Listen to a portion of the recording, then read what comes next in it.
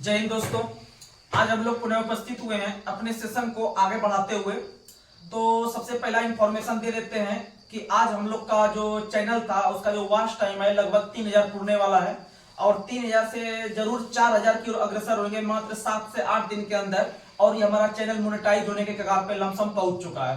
तो आप लोगों का जिस तरह से प्यार मिल रहा है उसी प्यार के बदौलत आज हम जो भी बोल पा रहे हैं कि हमारा चैनल मोनेटाइज होगा, सिर्फ आपका प्यार है। अगर आपका प्यार इस तरह से मिलता रहे तो समझ सकते हैं कि ऐसा ऐसा जो भी आपका स्टेज है, जो भी इसमें से होता है प्रोसेस, वो सारा प्रोसेस हम लोग पार कर सकते हैं। आगे हम लोग बड़ा स्टेज पर भी दिखेंगे। बस आप लोग का इसी तरह से प्यार हम लोग पे बनाए रखिएगा और एक परिवार के माध्यम से हम लोग आगे बढ़ने का जो प्रयास कर रहे हैं, जो भी हम लोग प्रयास कर रहे हैं आगे के लिए, सिर्फ हम लोग एक एकता बना के जो चल रहे हैं। डेली वॉच टाइम 130 से 40 घंटा बढ़ रहा है। तो इस तरह से आप लोग जरूर जो है कि इतना प्यार दे रहे हैं तभी यह संभव हो पा रहा है। और जो भी आप लोग को प्रॉब्लम आ रहा होगा कि कौन सा क्वेश्चन समझ में नहीं आता होगा या जिसमें डाउट लग रहा होगा, तो आप लोग कमेंट बॉक्स में कमेंट कीजिएगा। और आप लोग अपने दोस्तों को अधिक से अधिक जोड़ने का जो प्रयास कीजिए कि वैसा दोस्त जो कि बड़े बड़े कोचिंग में जाकर नहीं पढ़ पाते हैं या बार बार रिवीजन करता है फिर वो भूल जाता है, तो ऐसे प्रकृति के लोग या ऐसे दोस्त को आप इस चैनल का जो है कि उसके बारे में बताइए कि इसमें बार बार रिवीजन होता है। इसमें मैथ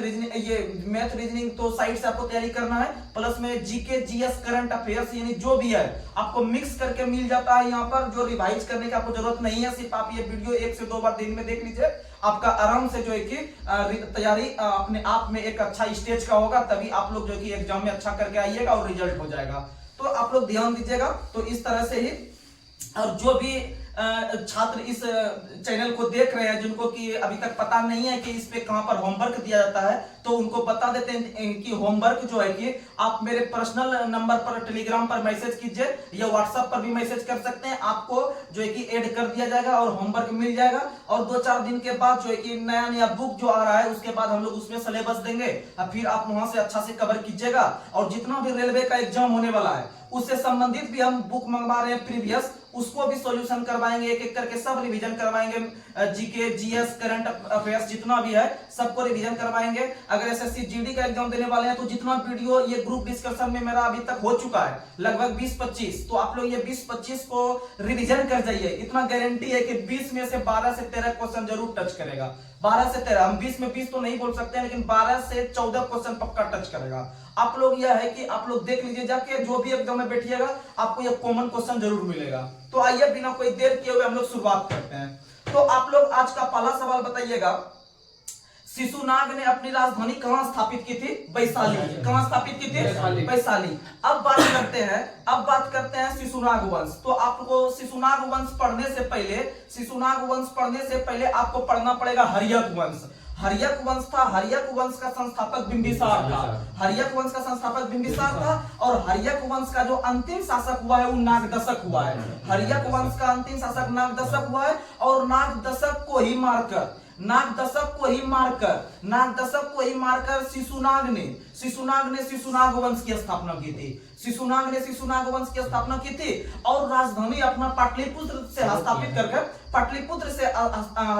करके वैशाली किया। पाटलिपुत्र से हस्तांतरित करके कहां किया? वैशाली। और याद रखिएगा सातवाहन वंश का संस्थापक सिमुक था। सातवाहन वंश का संस्थापक कौन था? सिमुक। और वही सातवाहन वंश ने सबसे पहली बार आपका शीशे का सिक्का जारी किया था। किसका सिक्का? शीशे का सिक्का। स्व से सातवाहन और स्व से सिमुक और स्व से शीशा का सिक्का, तो तीनों स्व से कम चला लीजिएगा। स्व से सातवाहन और स्व से सिमुक उसका संस्थापक था और स्व से जो है कि शीशे का सिक्का जारी किया था। और याद रखिएगा यही सातवाहन वंश ने सबसे पहली बार ब्राह्मण को भूमि दान देने की प्रथा का शुरुआत किया था। ब्राह्मण को भूमि दान देने की प्रथा का शुरुआत सबसे पहली बार किसने किया था? सातवाहन वंश ने। और सातवाहन वंश का संस्थापक था सिमुक। और याद रखिएगा हर्यक वंश का संस्थापक था बिंबिसार और हर्यक वंश का सबसे अंतिम शासक हुआ नागदशक। और नागदशक को ही मारकर शिशुनाग ने जो कि शिशुनाग वंश की नींव डाली। और याद रखिएगा शिशुनाग ने जो राजधानी पहले से चलते आ रहा था पाटलिपुत्र, उसको हस्तांतरित करके वैशाली को स्थापित किया। किसको स्थापित किया? वैशाली को। ये याद रखने का प्रयास कीजिएगा। अगला क्वेश्चन आप लोग को बताना है, थियोडोलाइट एक यंत्र है। जो किस प्रकार के कोण को मापता है? लंबवत कोण। कैसा कोण? लंबवत। तो याद रखिएगा थियोडोलाइट से लंबवत कोण, थियोडोलाइट से लंबवत। उसी तरह से एक होता है सेक्सटेंट। सेक्सटेंट से किसी भी दूरी को, कोणीय दूरी को मापा जाता है। सेक्सटेंट से कोणीय दूरी। तो याद रखिएगा थियोडोलाइट से लंबवत कोण और सेक्सटेंट से कोणीय दूरी, सेक्सटेंट से कोणीय दूरी। और अल्टीमीटर से मापा जाता है ऊंचाई, अल्टीमीटर से ऊंचाई, यानी वायुयान की ऊंचाई अल्टीमीटर से। वहीं समुद्र की गहराई फेथोमीटर, समुद्र की गहराई फेथोमीटर, समुद्र की गहराई फेथोमीटर। और वायु का जो घनत्व मापते हैं वो एनीमोमीटर में, वायु का घनत्व एनीमोमीटर। या वायु की दिशा या घनत्व या उसका जो वेग होता है वो किस में मापते हैं? एनीमोमीटर में। और बादलों की दिशा नेफोस्कोप, बादलों की दिशा नेफोस्कोप या नेफोमीटर में, याद रखिएगा। और वर्षा किस में मापते हैं? रेन गेज, वर्षा किस में मापते हैं? Rain gauge. और आप लोग याद रखिएगा चक्रवात की गति टी स्केल, चक्रवात की गति टी स्केल, चक्रवात की गति टी स्केल में मापते हैं। अगला क्वेश्चन आप लोग को बताना है, चेचक बीमारी जो होता है वो किस वायरस से होता है? चेचक बीमारी होता है वेरिओला वायरस से। चेचक बीमारी किससे होता है? वेरिओला। चेचक बीमारी वेरिओला। एक होता है छोटी माता, छोटी माता जो बीमारी होता है वेरिसेला, वेरिसेला। छोटी माता वेरिसेला, छोटी माता वेरिसेला। अगर सिर्फ चेचक पूछे तो वेरिओला, चेचक पूछे तो वेरिओला। अब आप लोग को बता देते हैं कि चेचक जो होता है वेरिओला से, और जो छोटी माता हो गया वेरिसेला से, और दोनों होता है वायरस से। दोनों किससे होता है? वायरस से। और सबसे महत्वपूर्ण क्वेश्चन, पूरे भारतवर्ष को या पूरे भारत को चेचक से जो मुक्ति मिला है, या चेचक से जो मुक्ति मिला है वह मिला था 1977 में। कब मिला था? 1977 में। बहुत मस्त क्वेश्चन है। पूरे भारत को चेचक से मुक्ति वर्ष जो घोषित किया गया था 1977 को, बहुत दिन पहले भारत चेचक से मुक्त हो गया है, बहुत दिन पहले 1977 में। लेकिन पूरे विश्व को जब WHO ने घोषित किया था 1980 में, पूरे विश्व को चेचक से मुक्त किया है, पूरे विश्व को WHO ने वो किस वर्ष किया था? 1980 में। भारत 1977, भारत 1977। और 1977 में ही भारत में पहली बार गैर कांग्रेसी सरकार बनी थी मोरारजी देसाई के रूप में, मोरारजी देसाई के रूप में। और मोरारजी देसाई ने एक पुस्तक लिखा था जो बार बार एग्जाम में आता है, जिसका नाम था nature cure, nature cure, nature cure. Nature cure पुस्तक के लेखक मोरारजी देसाई, मोरारजी देसाई। और याद रखिएगा अविश्वास प्रस्ताव के तहत हटाए जाने वाले पहले प्रधानमंत्री भी कौन? अविश्वास प्रस्ताव लाने से पहले, अविश्वास प्रस्ताव लाने से पहले स्वतः हटने वाले प्रधानमंत्री कौन थे? मोरारजी देसाई। यानी कि मोरारजी देसाई के समय लाया जा रहा था, लेकिन लाने से पहले उनको पता चल गया और वह स्वतः त्याग पत्र दे दिया, और वह स्वतः त्याग पत्र। तो क्वेश्चन पूछेगा कि प्रधानमंत्री के पद से त्याग पत्र देने वाले पहले व्यक्ति कौन हुए? तो मोरारजी देसाई हुए हैं, 1980 में दिए थे। पुनः कांग्रेस की सरकार 1980 में बनी थी। अगर आपसे क्वेश्चन पूछे कि प्रधानमंत्री पद से त्याग पत्र हो गया मोरारजी देसाई, अगर आपसे पूछे कि अविश्वास प्रस्ताव पारित तो होके हटाने जाने वाला पहला प्रधानमंत्री वो बने विश्वनाथ प्रताप सिंह या बीपी सिंह, बीपी सिंह। यानी कि अविश्वास पे विश्वास नहीं हुआ, यानी विश्वास पर अविश्वास हो गया। यानी कि अविश्वास प्रस्ताव के तहत किसे हटाया? विश्वनाथ प्रताप सिंह को। और अपने से जो हटा है वो कौन हटा है? वो अपने जो हटा है वो कौन हटा है? मोरारजी देसाई। लेकिन भारतीय संविधान में कहीं भी अविश्वास प्रस्ताव की चर्चा नहीं है, हमारे संविधान में कहीं भी अविश्वास प्रस्ताव की चर्चा नहीं है। लेकिन भारतीय संविधान निर्माताओं ने प्रधानमंत्री को हटाने के लिए अविश्वास प्रस्ताव का एक प्रकार से जो है कि वो नियम बना दिया है। और यह नियम जो पहली बार लागू किया गया था जवाहरलाल नेहरू के समय। पहला प्रधानमंत्री भारत के बनते हैं जवाहरलाल नेहरू, जिनके विरुद्ध 1963 में पहली बार अविश्वास प्रस्ताव लाया गया, लेकिन सफल नहीं हो पाया। याद रखिएगा। उसी तरह से अगर आपसे क्वेश्चन पूछे भारत का पहला प्रधानमंत्री का नाम बताएं या एकमात्र प्रधानमंत्री का नाम बताएं जो कभी लोकसभा में उपस्थित नहीं हुआ है, चौधरी चरण सिंह, चौधरी चरण सिंह। यानी उन्होंने अपना चरण कभी भी वहां पर लोकसभा में नहीं रखा है, लोकसभा में नहीं रखा है। और भारत के अंदर में 4 प्रधानमंत्री ऐसे हुए हैं, 4 प्रधानमंत्री ऐसे हुए हैं जो राज्यसभा से बने हैं। किससे बने हैं? राज्यसभा से। यानी सामान्यतः जो बनते हैं वो लोकसभा से बहुमत दल वाले नेता बनते हैं, लेकिन हकीकत में जो बने हैं 4 व्यक्ति ऐसे जो राज्यसभा से बने हैं, उसमें से 4 जो बने हैं उसमें से एक ट्रिक दे देते हैं, चारों उसी में आ जाएगा। इंदे गुम, इंदे गुम, इंदे गुम। यानी ई से इंदिरा गांधी, 2 से हो गया देवगौड़ा, अब गु से हो गया गुलजारीलाल नंदा, उसके बाद मनमोहन सिंह। कौन हो गया? मनमोहन सिंह। कौन हो गया? मनमोहन सिंह। आप लोग याद रखिएगा, याद रखिएगा। गु से हो गया आई के गुजराल, आई के गुजराल, आई के गुजराल। गु से हो गया आई के गुजराल। इंदे गुम में इंदिरा गांधी, देवगौड़ा, और गु से हो गया IK गुजराल, और फिर इधर हो गया आपका मौ से मनमोहन सिंह, ये याद रखेगा। और गुलजारी लाल नंदा के बारे में जब हम बोल रहे थे, गुलजारी लाल नंदा राज्यसभा से नहीं बने हैं, गुलजारी लाल नंदा भारत के पहले कार्यवाहक प्रधानमंत्री बने हैं। भारत के पहले कार्यवाहक प्रधानमंत्री कौन बने हैं? गुलजारी लाल नंदा, याद रखिएगा। अगला क्वेश्चन आप लोग को बताना है, ओराव विद्रोह का नेता कौन थे? जतरा भगत। ओराव विद्रोह के नेता जतरा भगत। ओराव विद्रोह के नेता जतरा भगत। अच्छा, बहावी आंदोलन से प्रभावित भारत का राज्य कौन सा था? बिहार, उत्तर प्रदेश। बहावी आंदोलन बिहार, उत्तर प्रदेश। और याद रखिएगा, बहावी आंदोलन का जो सबसे मुख्य केंद्र था वो था आपका पटना, बिहार की राजधानी पटना बहावी आंदोलन का सबसे मुख्य केंद्र था। और पटना में जो बहावी आंदोलन चल रहा था उसका सबसे मुख्य नेता जो था वह था आपका सर अहमद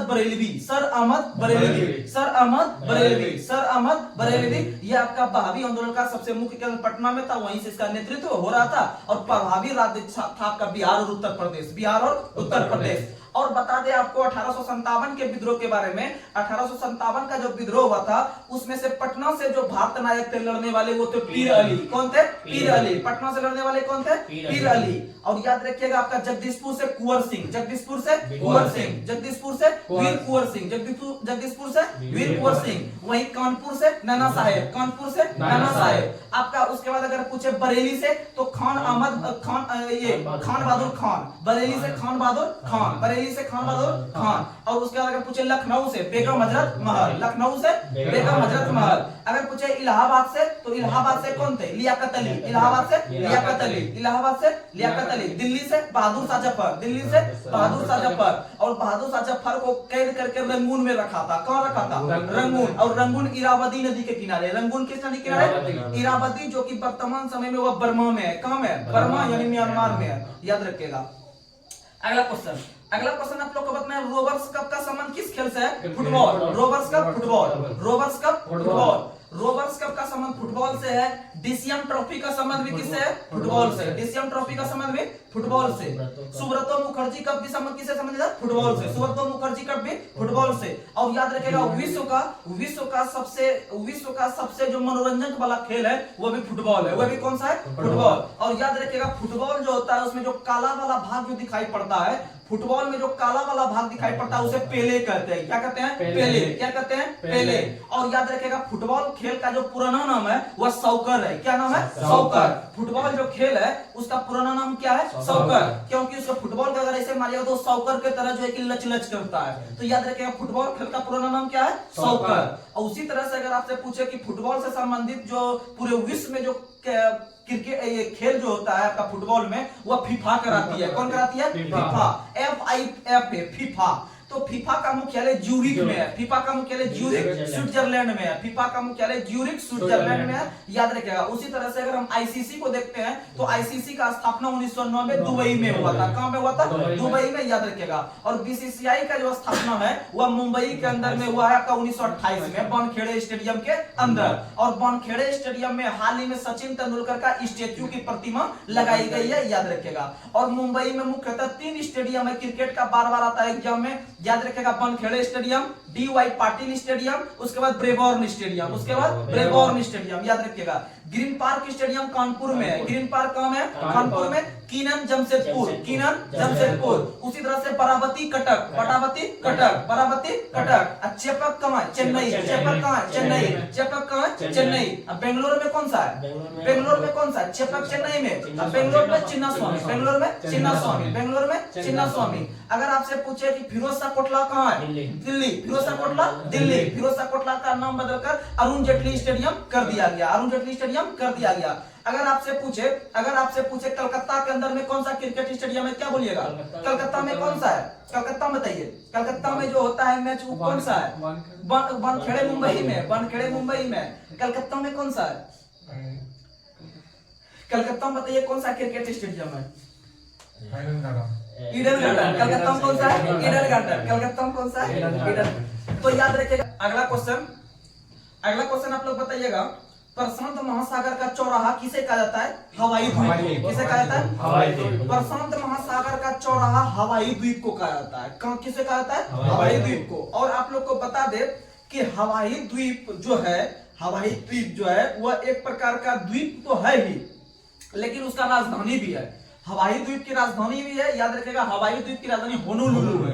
क्या है? होनोलुलु। हवाई द्वीप की राजधानी होनोलुलु। और याद रखिएगा कि प्रशांत महासागर का नाम आया तो आप लोग को बता दें कि पूरे विश्व में 5 प्रकार का महासागर है। कितना प्रकार का? 5 प्रकार का। 5 प्रकार के महासागर में सबसे बड़ा महासागर प्रशांत महासागर, और प्रशांत महासागर का सबसे गहरा गर्त का नाम है मैरियाना गर्त। सबसे गहरा गर्त का नाम है मैरियाना गर्त, और मैरियाना गर्त की जो लंबाई है वह है आपका 11,033 मीटर। 11,033 मीटर। 11,033 मीटर। कोई बुक 11,022 मीटर भी लिखता है, लेकिन आपको ध्यान में रखना है 11,033 मीटर यह मैरियाना ट्रेंच है, जो कि आपका धरती पर सबसे गहरा बिंदु वही है, याद रखिएगा। हाँ, 11,033 मीटर याद रखिएगा सबसे गहरा बिंदु। और उसी तरह से धरती पर सबसे ऊंचा बिंदु है माउंट एवरेस्ट। कौन सा है? Mount Everest. और याद रखिएगा एक जगह अगर गहरा बिंदु लेते हैं धरती पर मैरियाना ट्रेंच, और वहीं सबसे ऊंचा बिंदु लेते हैं माउंट एवरेस्ट। अगर फर्स्ट एंड लास्ट का अगर दोनों की लंबाई लेगा तो लमसम 20 किलोमीटर पूरेगा। लमसम कितना पूरेगा? 20 किलोमीटर। इसीलिए क्वेश्चन पूछता है कि पृथ्वी पर सबसे गहरा स्थान व सबसे ऊंचा स्थान के बीच की दूरी कितनी है, तो क्या बताइएगा? तो इधर लमसम 11-12 किलोमीटर, उधर 8 किलोमीटर, लमसम 20 किलोमीटर। लमसम कितना हो गया? 20 किलोमीटर, याद रखिएगा। और याद रखिएगा कि प्रशांत महासागर का जो नामकरण किया था वो मैगलन ने किया था। किसने किया था? मैगलन। किसने किया था? मैगलन। मैगलन नाम का आपका जो नाविक था, उन्होंने ही आपका जो चक्कर लगाया था समुद्र का वही लगाया था। और प्रशांत महासागर का नामकरण भी किसने किया है? मैगलन ने। और याद रखिएगा हिंद महासागर के सबसे गहरा गर्त का नाम है सुंडा गर्त। हिंद महासागर का सबसे गहरा गर्त का नाम है सुंडा गर्त। और याद रखिएगा 90 ईस्ट रेंज भी स्थित है कहां में? हिंद महासागर में। 90 ईस्ट रीज भी कहां है? हिंद महासागर में। याद रखने का कोशिश कीजिएगा। अगला क्वेश्चन आप लोग बताइए। अगला क्वेश्चन बताइए, महात्मा गांधी के राजनीतिक गुरु कौन थे? गोपाल कृष्ण गोखले। महात्मा गांधी के राजनीतिक गुरु गोपाल कृष्ण गोखले।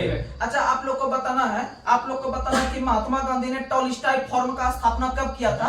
महात्मा गांधी ने टॉलस्टॉय फॉर्म का स्थापना 1910 में किया था। कब किया था? 1910 में, दक्षिण अफ्रीका में। काम किया था।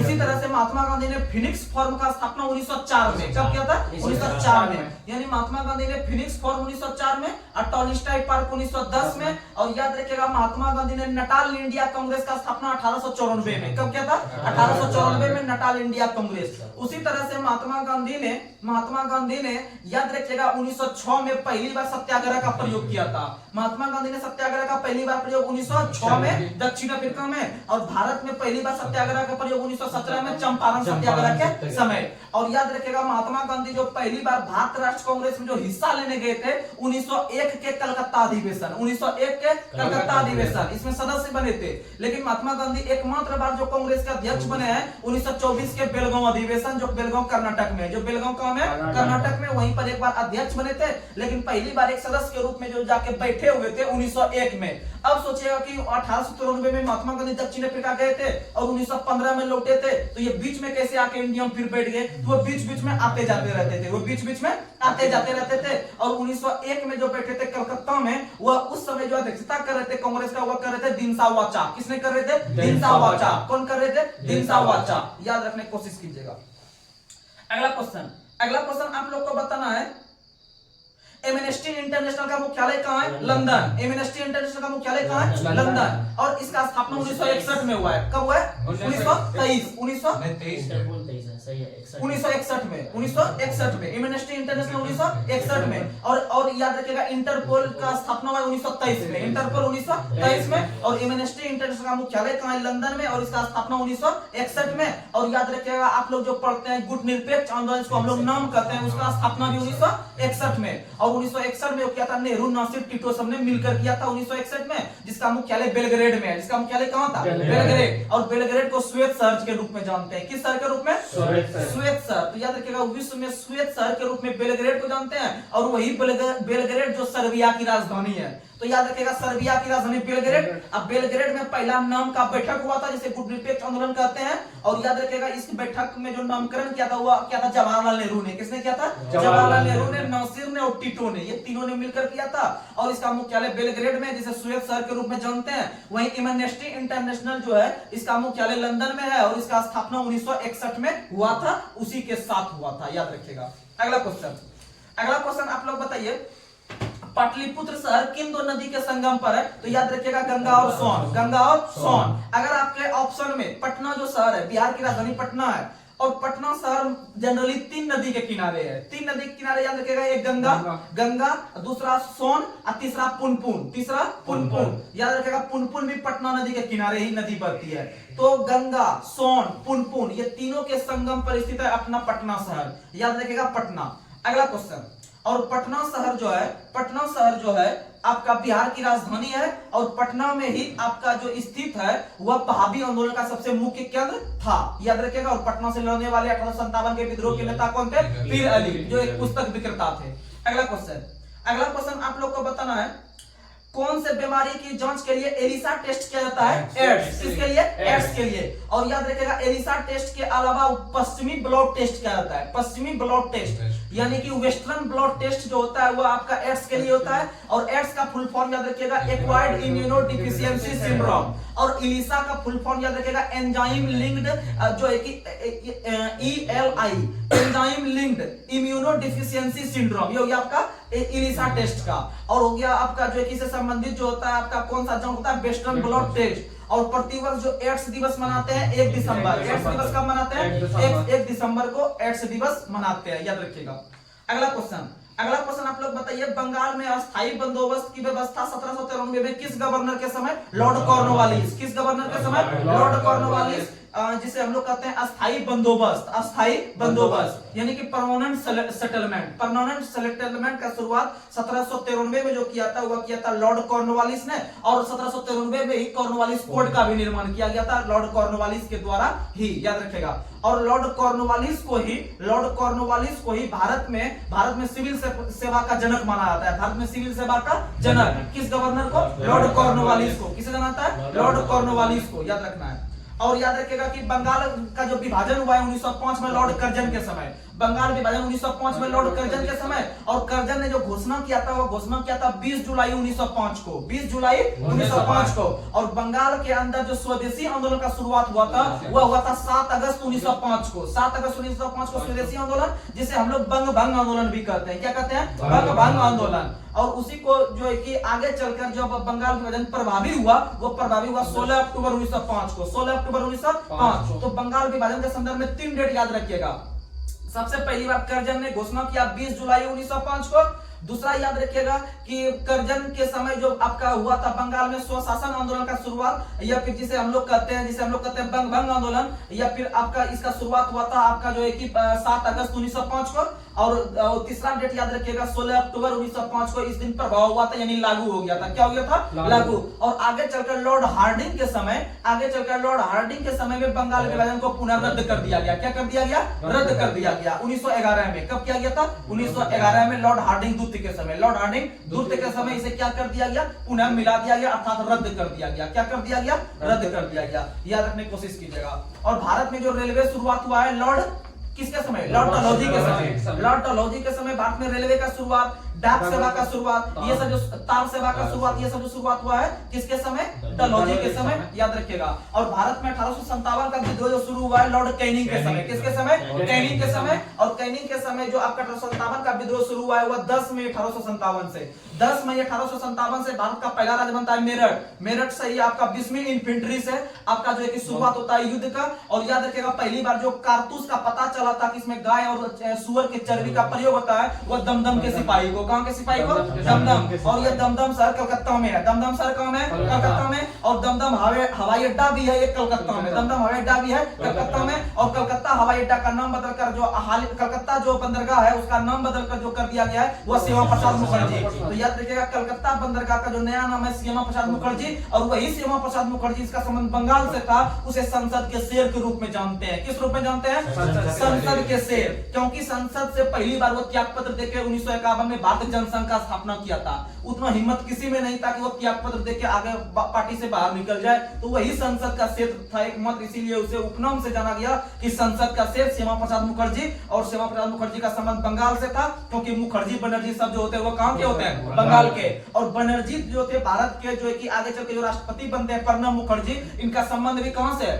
कहां से है? बंगाल से। कहां से है? बंगाल से। ममता बनर्जी खुद कहां की मुख्यमंत्री है? बंगाल की। और उनके पार्टी का नाम है टीएमसी, तृणमूल मूल कांग्रेस, जिसका स्थापना 1 जनवरी 1998 को, 1 जनवरी 1998 को। याद रखिएगा इसका चुनाव चिन्ह है जोड़ा फूल। क्या है? जोड़ा फूल। याद रखने की कोशिश कीजिएगा। और इसी टीएमसी पार्टी से हाल ही में चुनाव आयोग ने इसका राष्ट्र पार्टी का दर्जा छीन लिया, राष्ट्र पार्टी का दर्जा छीन लिया, राष्ट्र पार्टी का दर्जा छीन लिया। और याद रखिएगा 2 को नया राष्ट्रीय पार्टी का दर्जा मिला है। एक आम आदमी पार्टी, अरविंद केजरीवाल की पार्टी है आम आदमी पार्टी, जिसका चुनाव चिन्ह झाड़ू है, जिसका स्थापना 2012 में हुआ था। कब हुआ था? 2012 में होता है आम आदमी पार्टी का स्थापना। और याद रखिएगा दूसरा पार्टी जो राष्ट्रीय पार्टी का दर्जा बना वो बना है एनपीपी, एनपीपी नेशनल पीपुल्स पार्टी, नेशनल पीपुल्स पार्टी। ये जो कि मेघालय के जो वर्तमान में मुख्यमंत्री है कॉनराड संगमा, उसकी पार्टी है, जिसका चुनाव चिन्ह है किताब। जिसका चुनाव चिन्ह क्या है? किताब या पुस्तक, किताब या पुस्तक। ये याद रखने की कोशिश कीजिएगा। अगला क्वेश्चन आप लोग बताइए, मीन कैम्प पुस्तक के लेखक कौन है? Adolf Hitler. Mean camp Adolf Hitler. Mean camp किसकी आत्मकथा है? हिटलर की। किसका पुस्तक है? हिटलर का। और याद रखिएगा दास कैपिटल किसका है? Das Kapital Karl Marx. Das Kapital Karl Marx. Das Kapital Karl Marx. इसी तरह से पूछेगा एक क्वेश्चन दैट ये Rights of Man, Rights of Man पुस्तक है टॉमस पेन का। Rights of Man Thomas Paine, Rights of Man Thomas Paine, Rights of Man Thomas Paine. याद रखने की कोशिश कीजिएगा। और इस इन्हीं का एक पुस्तक आता है कॉमन सेंस। कॉमन सेंस पुस्तक के लेखक भी है टॉमस पेन। कॉमन सेंस पुस्तक के लेखक भी है टॉमस पेन। याद रखिएगा। अगला क्वेश्चन आप लोग को बताना है कि वेद समाज की स्थापना 1864 में मद्रास में किस व्यक्ति ने किया था? श्री धरालू नायडू। साउथ में किसने किया था? श्री धरालू नायडू। वेद समाज का स्थापना जो किया था 1864 में मद्रास चेन्नई के अंदर में, वह किए थे आपका किसने? श्री धरालू नायडू ने। किसने किया था? श्री धरालू नायडू।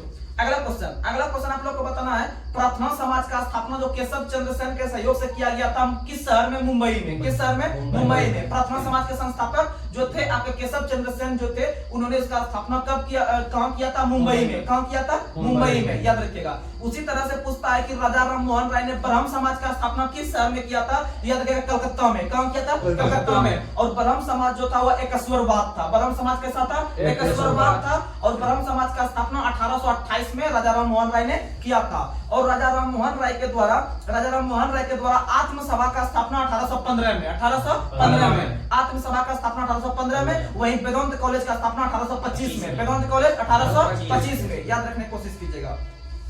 अगला क्वेश्चन, और पश्चिमी शिक्षा का जनक भी किसे कहा था? राजा राम मोहन राय को। अब भारत पुनर्जागरण का अग्रदूत भी किसे कहा था? राजा राम मोहन राय को। अग्रदूत भी राजा राम मोहन राय। याद रखिएगा।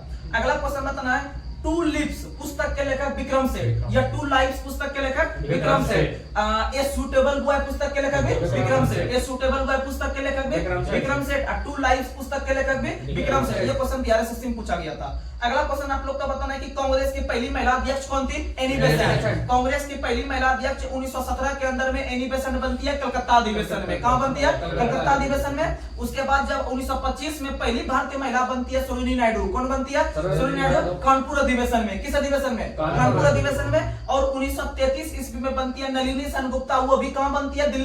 कलकत्ता में। वो भी कहां बनती है? कलकत्ता में। यानी याद रखिएगा कि तीन ही महिला बनी है कांग्रेस की अध्यक्ष। तीन ही महिला बनी है कांग्रेस के अध्यक्ष। पहली 1917 में, दूसरा 1925 में, तीसरा 1933 में। पहली बनी है एनी बेसेंट, दूसरी बनी है सरोजिनी नायडू, और फिर तीसरी बनी है नलिनी सेनगुप्ता। और पहला और लास्ट जो बना है कलकत्ता में। पहला और लास्ट जो बना है कलकत्ता में। अब बीच वाला कानपुर। बीच वाला कानपुर। याद रखिएगा। और एनी बेसेंट का संबंध कहां से है? एनी बेसेंट का संबंध आयरलैंड से। एनी बेसेंट कहां की थी? वही मदर टेरेसा कहां की थी? अल्बानिया। मदर टेरेसा कहां की थी? अच्छा। एओ कहां के थे? स्कॉटलैंड। एओ स्कॉटलैंड। भारतीय राष्ट्र कांग्रेस के जो संस्थापक कहलाते हैं एओ, उनका संबंध था स्कॉटलैंड से। कहां से संबंध था? स्कॉटलैंड से। याद रखिएगा। वह एक प्रकार के असैनिक सेवक थे। कैसे थे? असैनिक सेवक, प्लस पक्षी विज्ञानी, प्लस पक्षी विज्ञानी। याद रखिएगा। एओ 11 ऑक्टिवियम ह्यूम। और याद रखिएगा भारत राष्ट्र कांग्रेस के जो प्रथम अध्यक्ष बने थे डब्ल्यूसी बनर्जी। कौन बने थे? और यही डब्ल्यूसी बनर्जी आपका ब्रिटिश हाउस ऑफ कॉमन्स का चुनाव लड़ने वाले पहले व्यक्ति बने थे। ब्रिटिश हाउस ऑफ कॉमन्स जो कि आगे चलकर भारत में लोकसभा राज्यसभा का रूप लिया। वो जो ब्रिटेन में पहले चुनाव हो रहा था आपका, जो कि वहां पर जो पहले हो रहा था चुनाव, तो उसमें लड़ने वाले 1867 ईस्वी में पहला व्यक्ति बने थे व्योमेश चंद्र बनर्जी। उन्होंने 1867 ईस्वी में लड़ा लेकिन जीत नहीं पाया। लेकिन 1892 ईस्वी में दादा भाई नौरोजी पहले व्यक्ति बने हैं जो लिबरल पार्टी से फिंसवरी लोकसभा से चुनाव जीत गए। तो याद रखिएगा जीतने वाले पहले व्यक्ति दादा भाई नौरोजी, लड़ने वाले पहले व्यक्ति डब्ल्यू.सी. बनर्जी। और याद रखिएगा दादा भाई नौरोजी को हम लोग grand old man of India के नाम से जानते हैं, यानी वयोवृद्ध पुरुष के नाम से, वयोवृद्ध पुरुष के नाम से याद रखिएगा। और याद रखिएगा लाला लाजपत राय, लाला लाजपत राय के द्वारा भारत में एक बैंक का स्थापना किया गया जिसका नाम है पंजाब नेशनल बैंक, क्योंकि लाला लाजपत राय का संबंध पंजाब से था और उन्हें पंजाब नेशनल बैंक का स्थापना जो किया था 1894 में। कब किया था? 1894 में। और याद रखिएगा यही पंजाब नेशनल बैंक वर्तमान समय में भारत की दूसरी सबसे बड़ी बैंक है। भारत की दूसरी सबसे बड़ी बैंक है आपका पंजाब नेशनल बैंक और सबसे बड़ी बैंक है एसबीआई। सबसे बड़ी बैंक है एसबीआई, दूसरा सबसे बड़ा बैंक है पंजाब नेशनल बैंक। और याद रखिएगा पंजाब नेशनल बैंक का स्थापना जो किया था 1894 में किया था लाला लाजपत राय ने। और लाला लाजपत राय का एक पुस्तक बहुत फेमस है, लाला लाजपत राय का एक पुस्तक है अनहैप्पी इंडिया। क्या नाम है? Unhappy India. क्या नाम है? Unhappy India. याद रखने का कोशिश कीजिएगा। और लाला लाजपत राय का जो सबसे प्रसिद्ध नारा था साइमन कमीशन वापस जाओ, साइमन कमीशन वापस जाओ, क्योंकि साइमन कमीशन जो आया था 1928 में 3 फरवरी को आया था, उसी का विरोध करने में उसे घातक चोट लग गया और उनका देहांत हो गया। अगला क्वेश्चन, अगला क्वेश्चन आप लोग को बताना है न्यायिक पुनर्विलोकन का अधिकार किस देश के संविधान से लिया है? अमेरिका। कहां से लिया है? अमेरिका। न्यायिक पुनर्विलोकन कहने का मतलब अगर सुप्रीम कोर्ट भारत में कोई भी फैसला सुना दिया है तो उसे पुनः विचार कर सकती है, अर्थात न्यायिक पुनर्विलोकन कर सकती है, यानी उसे दोबारा देख सकती है। ऐसा प्रावधान अमेरिका के संविधान से, कहां से? अमेरिका के संविधान से। और याद रखिएगा कि भारत के अंदर में जो राष्ट्रपति पर महाभियोग लगती है वो कहां से? अमेरिका से। उपराष्ट्रपति का पद भी कहां से? अमेरिका से। सुप्रीम कोर्ट भी कहां से लिया है? अमेरिका से। सुप्रीम कोर्ट कहां से लिया है? अच्छा, न्याय का समान संरक्षण कहां से लिया है? अमेरिका से। न्याय का समान संरक्षण अमेरिका से। पीआईएल पील कहां से लिया है? अमेरिका से। पील कहां से लिया है? अमेरिका से। न्याय पुनर्विलोकन कहां से लिया है? अमेरिका से। न्याय पुनर्विलोकन कहां से लिया है? अच्छा, एक और याद रखिएगा, आप लोग जानते हैं एक चीज कि भारत के अंदर में न्यायिक व्यवस्था, भारत के अंदर में न्यायिक व्यवस्था जो लिए हैं, यानी न्याय अर्थात सुप्रीम कोर्ट जो लिया है वो कहां से लिया है? अमेरिका से। लेकिन भारत ने पूछेगा कि संसद व्यवस्था कहां से लिया है? ब्रिटेन से। संसद स्वरूप या संसद व्यवस्था कहां से लिया है? ब्रिटेन से। क्योंकि भारत के अंदर में जो पहले से जो कानून बन रहा था, जो जब गुलाम भारत था जिस समय ब्रिटेन का, तो उसमें ब्रिटेन से ही आ रहा था कानून बनकर, इसीलिए कानून व्यवस्था अधिकतर कहां से लिया है? ब्रिटेन से। यानी संसद स्वरूप कहां से लिया है? ब्रिटेन से। और भारत के अंदर में राष्ट्रपति पद की तुलना, भारत के अंदर में राष्ट्रपति पद की तुलना ब्रिटेन के राजा महाराजा से किया जाता है, ब्रिटेन के राजा महाराजा से किया जाता है। याद रखने की कोशिश कीजिएगा। अगला क्वेश्चन, अगला क्वेश्चन आप लोग को बताना है, हर्षवर्धन ने अपनी दूसरी राजधानी कहां बनाई थी? कन्नौज। कहां बनाई थी? कन्नौज। कहां बनाई थी? कन्नौज। और याद रखिएगा कन्नौज का उपनाम है खुशबुओं का शहर, खुशबुओं का शहर कन्नौज, खुशबुओं का शहर कन्नौज। या इसी को हम लोग कहते हैं इत्र नगरी। क्या कहते हैं? इत्र नगरी।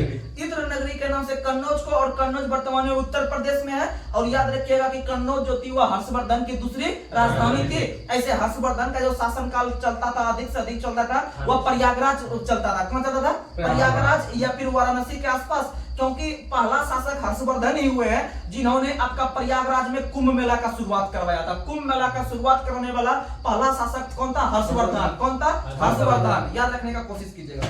अगला क्वेश्चन, राष्ट्रीय पोषण संस्थान किस शहर में? हैदराबाद। राष्ट्रीय पोषण संस्थान हैदराबाद। मिश्र धातु निगम लिमिटेड हैदराबाद। राष्ट्रीय अर्थशास्त्र संस्थान हैदराबाद। राष्ट्रीय अर्थशास्त्र अनुसंधान संस्थान हैदराबाद। राष्ट्रीय पोषण भी हैदराबाद। मिश्र धातु भी Hyderabad. DNA fingerprinting Hyderabad. DNA fingerprinting Hyderabad. अच्छा, Bharat Dynamics Limited Hyderabad. Bharat Dynamics Limited Hyderabad. और याद रखिएगा हैदराबाद मूसी नदी किनारे, हैदराबाद मूसी नदी किनारे। और हैदराबाद एक स्वतंत्र शहर का स्थापना चिरकिलीज खान या निजामुल मुल्क या निजामुल मुल्क। और याद रखिएगा कि हैदराबाद को भारत में मिलाने के लिए पुलिस कार्रवाई करना पड़ा, अर्थात उसके लिए एक ऑपरेशन चलाना पड़ा, और उस ऑपरेशन का नाम है ऑपरेशन पोलो या ऑपरेशन कैटरपिलर। ऑपरेशन पोलो या ऑपरेशन कैटरपिलर। और याद रखिएगा कि हैदराबाद का पुराना नाम भाग्यनगर, हैदराबाद का पुराना नाम भाग्यनगर। और हैदराबाद जो है वो जुड़वा राजधानी कहलाती है, हैदराबाद और सिकंदराबाद, हैदराबाद और सिकंदराबाद। याद रखिएगा।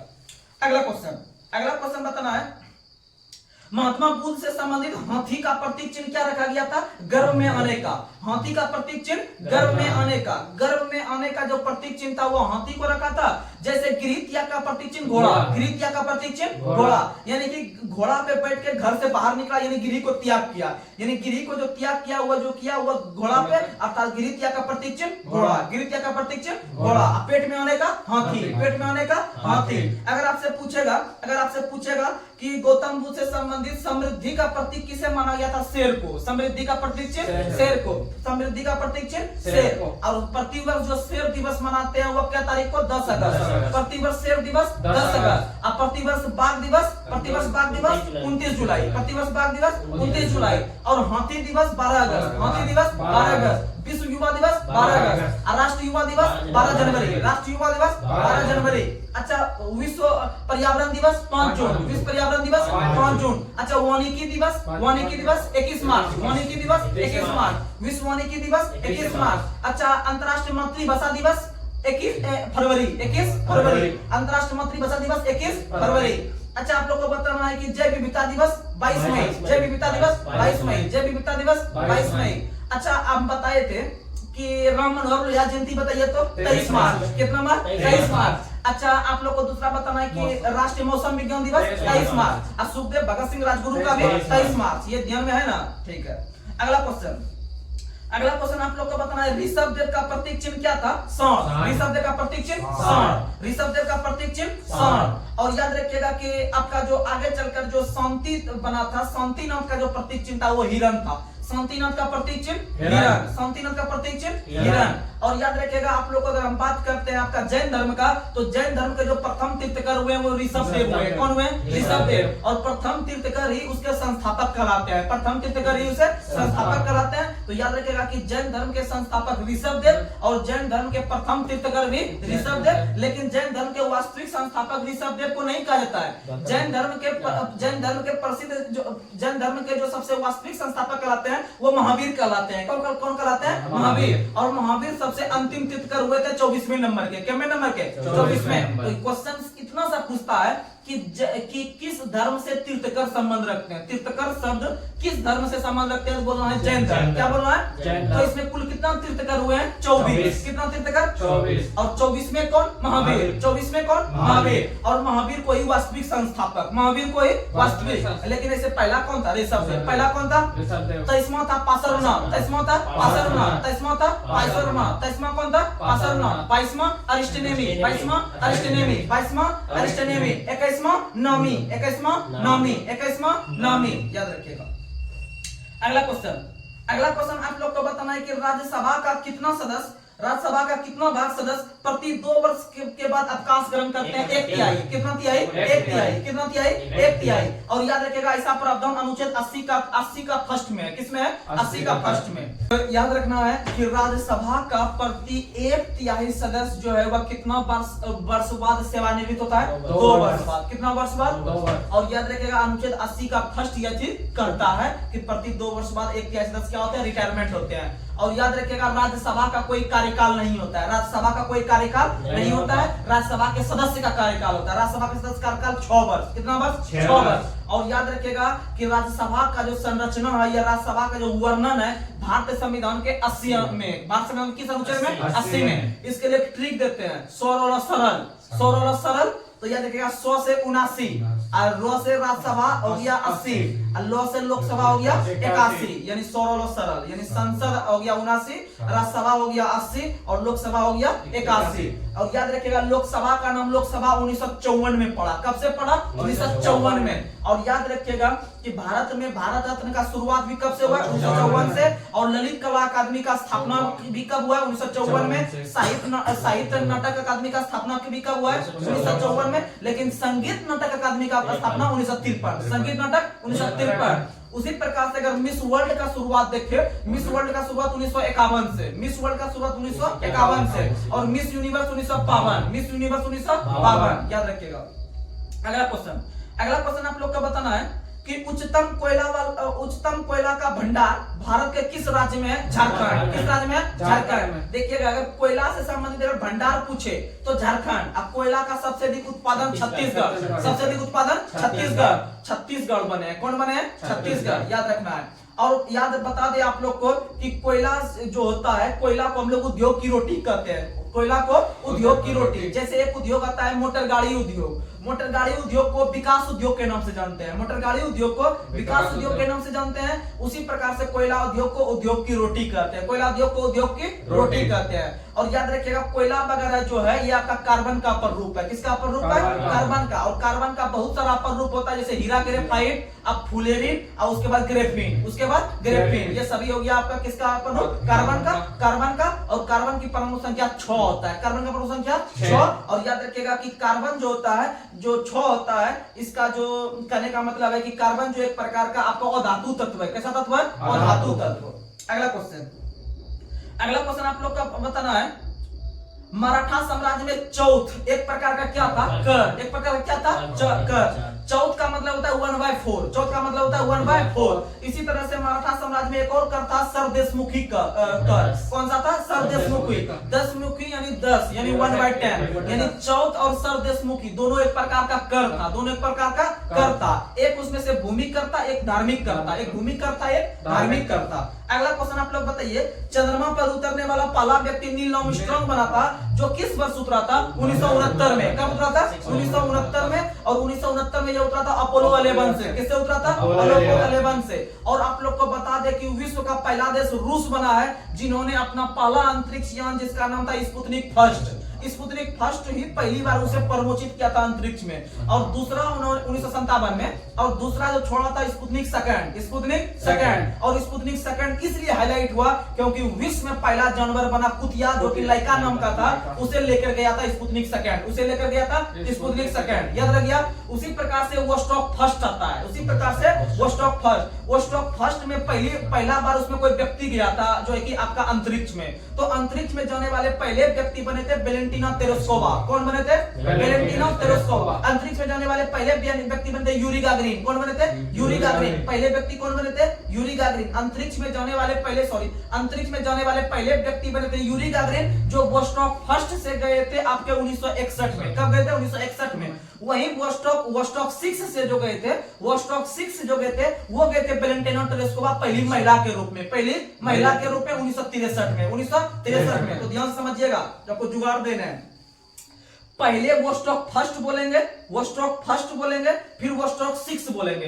तो वोस्टॉक फर्स्ट पहले गया है 1961 में। इसमें पहले पुरुष को भेजा। किसको भेजा? पुरुष को। और पुरुष था यूरी गागरिन। पुरुष कौन था? Yuri Gagarin. उसके बाद 2 साल के बाद 1963 में स्पुतनिक 6 भेजा, स्पुतनिक 6 भेजा, और सॉरी वोस्टॉक 6 भेजा। वोस्टॉक 6 में आपका पहली महिला गई है आपका कौन? Valentina Tereshkova. और आपका चंद्रमा पर 1969 में गया है अपोलो 11 से नील आर्मस्ट्रांग, जो कि अमेरिका के व्यक्ति थे। जो कहां के व्यक्ति थे? अमेरिका के। और ये सब रूस के व्यक्ति थे। ये सब कहां के व्यक्ति थे? रूस के। अगला क्वेश्चन आप लोग को बताना है, तो याद रखिएगा कि अंतरिक्ष में जाने वाले जो पहले व्यक्ति बने थे, वो बने थे यूरी गागरिन। कौन बने थे? Yuri Gagarin. 1961 में वोस्टॉक फर्स्ट से, 1961 में वोस्टॉक फर्स्ट से। वहीं वोस्टॉक 6 से पहली महिला बनती है आपका वेलेंटिना तेरेस्कोवा, जो 1963 में जाती है। वहीं अगर आपसे पूछे कि आपका चंद्रमा पर जाने वाले पहले व्यक्ति कौन बने हैं, तो नील आर्मस्ट्रांग, जो 1969 में अपोलो 11 से गए थे। वहीं अगर पूछे पहला भारतीय कौन बनाया अंतरिक्ष में जाने वाला, तो वो बने राकेश शर्मा। कौन बने? राकेश शर्मा, जो 1984 में गए थे। कब गए थे? 1984 में, जिसे स्क्वाड्रन लीडर के नाम से जानते हैं, जिसे स्क्वाड्रन लीडर के नाम से राकेश शर्मा को जानते हैं। और याद रखिएगा वही कल्पना चावला जो अंतरिक्ष में गई थी, उनका निधन जो हुआ था, वह निधन उनका हुआ था 2003 में। 1, 2, 3 यानी 1 तारीख को, दूसरा महीना चल रहा था फरवरी, और 2003 में इनका निधन हो गया था। याद रखिएगा। और कल्पना चावला का संबंध करनाल से है। कहां से है? करनाल से। और हरियाणा के करनाल से। याद रखिएगा करनाल जो है वहां पर आपका राष्ट्रीय दूध अनुसंधान संस्थान है। राष्ट्रीय डेयरी अनुसंधान संस्थान जो है यह करनाल में है। वहीं राष्ट्रीय डेयरी विकास बोर्ड आनंद में है। राष्ट्रीय डेयरी विकास बोर्ड आनंद गुजरात में है। और याद रखिएगा दूध से संबंधित जो क्रांति होता है उसे हम लोग श्वेत क्रांति जानते हैं। और श्वेत क्रांति का जो जनक कहा था वर्गीज कुरियन। श्वेत क्रांति का जनक वर्गीज कुरियन। और याद रखिएगा श्वेत क्रांति से संबंधित ऑपरेशन फ्लड है, ऑपरेशन फ्लड, जिसका शुरुआत 1970। वहीं हाल ही में चर्चा में रहा हरित क्रांति के जो जनक है भारत में, MS स्वामीनाथन, जिनको भारत रत्न देने की घोषणा हो गई है। और याद रखिएगा हरित क्रांति की शुरुआत भारत में जो हुआ था वह आपका 1966 से 67 में हुआ था पंतनगर कॉलेज से। कहां से हुआ था? पंतनगर कॉलेज की हरित क्रांति का जन्मदाता कहा जाता है, हरित क्रांति का जन्मदाता कहा जाता है। और याद रखिएगा इनका शुरुआत जो हुआ था उत्तराखंड के पंतनगर कहां में? उत्तराखंड में, याद रखिएगा। और पूरे विश्व में जो हरित क्रांति का जो जन्मदाता कहा था नॉर्मन बोरलॉग। कौन कहा था? Norman Borlaug. लेकिन हरित क्रांति शब्द का जो पहली बार प्रयोग किया था वह क्या था? William God. किसने किया था? William God. किसने किया था? William God. यानी हरित क्रांति शब्द पूछे किसने दिया है तो विलियम गॉड ने। और पूरे विश्व में हरित क्रांति का जनक कहा था, किसे कहा था? Norman Borlaug. किसे कहा था? Norman Borlaug. अब भारत में हरित क्रांति का जनक स्वामीनाथन, याद रखिएगा। अगला क्वेश्चन आप लोग को बताना है, तुलबुल परियोजना किस नदी पर है? झेलम। तुलबुल परियोजना किस नदी पर है? झेलम। अच्छा, अगर आपसे पूछे कि झेलम नदी का पुराना नाम क्या है? वितास्ता। क्या नाम है? वितास्ता। झेलम का पुराना नाम वितास्ता। अस्किनी किसका है? चिनाब का। अस्किनी किसका है? चिनाब का। वहीं परुसनी किसका है? रावी। परुसनी रावी। अच्छा, सुतुद्रु किसका है? सतलज का। सुतुद्री सतलज का। अच्छा, आप लोग को बता दें कि सतलज नदी भारत में नहीं निकलती है, भारत में बहती है, लेकिन उसका उद्गम स्थल जो है वह तिब्बत के मानसरोवर झील, इसमें जो है कि सतलज नदी निकलती है और भारत में जो है कि बहती है, याद रखिएगा। वहीं अगर आपसे हम पूछे, सिंधु सब इसका सहायक नदी है। अगर आपसे हम पूछे कि भारत के अंदर में बहने वाली सबसे लंबी नदी कौन सी है तो वो कौन सी है? गंगा। कौन सी है? गंगा। लेकिन भारत के अंदर में जो आपका ब्रह्मपुत्र नदी है वह विदेश की नदी है और भारत में आकर वो सबसे लंबी बहती है, याद रखिएगा, ब्रह्मपुत्र नदी। और ब्रह्मपुत्र नदी जो है यह भारत में सबसे लंबी नदी नहीं बहती है, यह विदेश से चलकर आती है। और भारत की सबसे 933 भारत की सबसे लंबी नदी है गंगा। भारत की सबसे लंबी नदी गंगा। और दक्षिण भारत की सबसे लंबी नदी गोदावरी। दक्षिण भारत की दूसरी सबसे लंबी नदी कृष्णा। कौन सी है? और कृष्णा नदी पर आपका स्थित है नागार्जुन परियोजना। कौन सा परियोजना? नागार्जुन परियोजना, जो आंध्र प्रदेश में है। जो कहां पे है? आंध्र प्रदेश में। और याद रखिएगा कृष्णा नदी का 4 सहायक नदी याद रखिएगा, घाट प्रवाह, माल प्रवाह, दूध गंगा, पंचगंगा। अगला क्वेश्चन आप लोग को बताना है, तानसेन के गुरु के रूप में किसे जाना जाता है? हरिदास को। तानसेन के गुरु हरिदास। और याद रखिएगा तानसेन ने माटी की महलार नाम का रचना किया था। माटी की महलार नाम का रचना किसने किया? या फिर मियां की महलार का रचना किसने किया था? तानसेन ने। किसने किया था? तानसेन ने। और तानसेन के गुरु कौन है? हरिदास। और तानसेन जो थे वो अकबर के दरबार में। किसके दरबार में? अकबर के दरबार में। किसके दरबार में? अकबर के दरबार में। और याद रखिएगा कि तानसेन का संबंध जो है वो मध्य प्रदेश से था। कहां से था? मध्य प्रदेश के ग्वालियर। इसीलिए प्रतिवर्ष तानसेन सम्मान जो दिया जाता है मध्य प्रदेश सरकार के द्वारा। किसके द्वारा?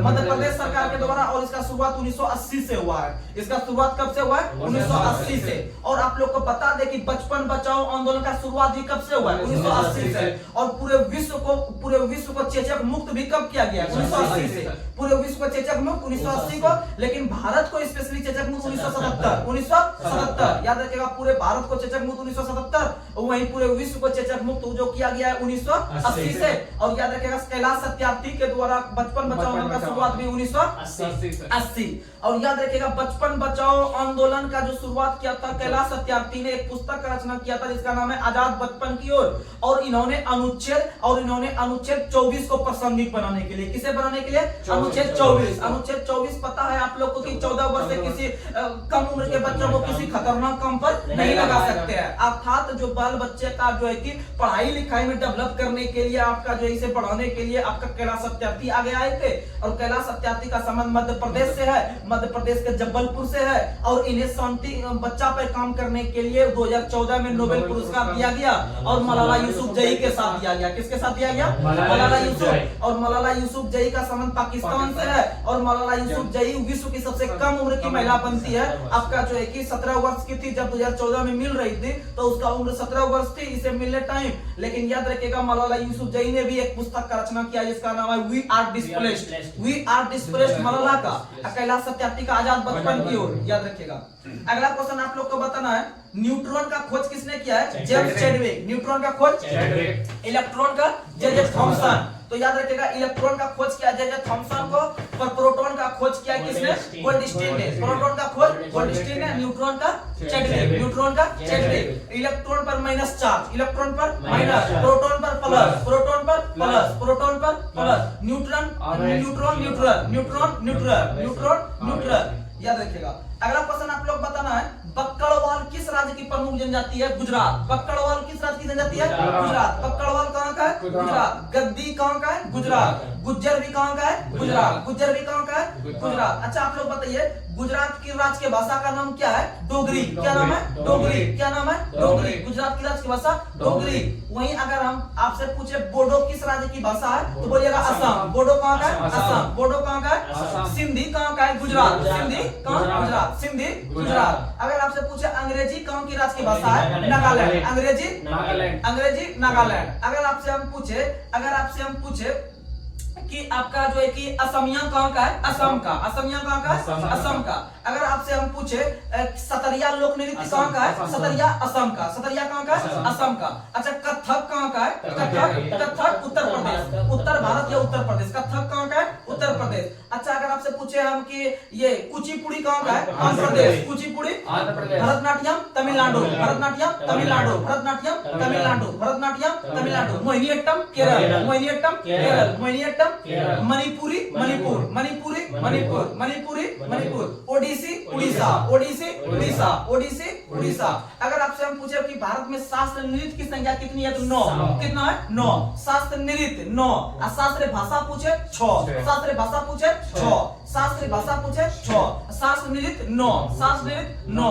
और अगर पूछे कि हमारे शास्त्रीय संगीत में कितने रस है, तो रस भी 9 है। रस भी 9 है। रस भी 9 है। और याद रखिएगा कि वर्तमान समय में जो शास्त्र नृत्य हो गया है वह 9 हो गया है, याद रखिएगा। और जो है कि 6 नम्मा बना है, 6 नम्मा बना है, 6 नम्मा बना है। इससे पहले जो लेटेस्ट में चल रहा था वो सतरिया चल रहा था, असम वाला 8वां नंबर का बना था।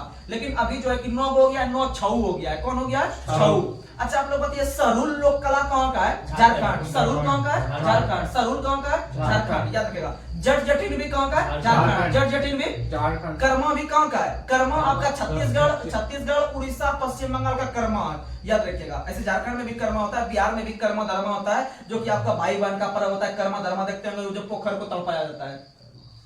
अगला क्वेश्चन आप लोग को बताना है,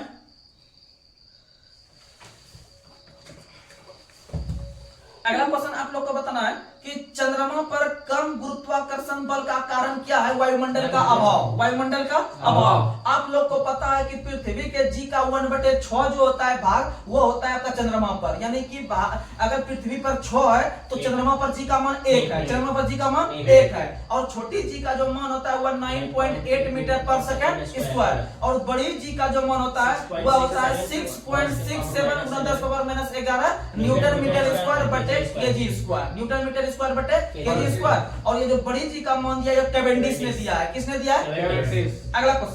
अगला क्वेश्चन आप लोग को बताना है, शीतलन का नियम किसने दिया है? न्यूटन ने। शीतलन का नियम न्यूटन ने। शीतलन का नियम न्यूटन ने।